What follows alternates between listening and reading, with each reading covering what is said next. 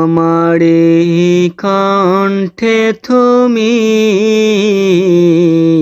তোমারি বাণী তুলেছ, বুকের দেরাজে তুমি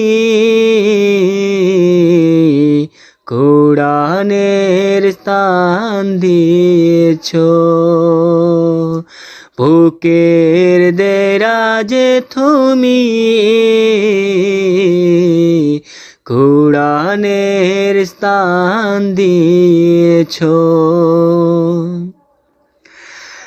এত ভালোবাসো কেন মালিক আমায়, কি করে শুকুর তার করি আদায়। এত ভালোবাসো কেন মালিক আমায়, কি করে শুকুর তার করি আদায়।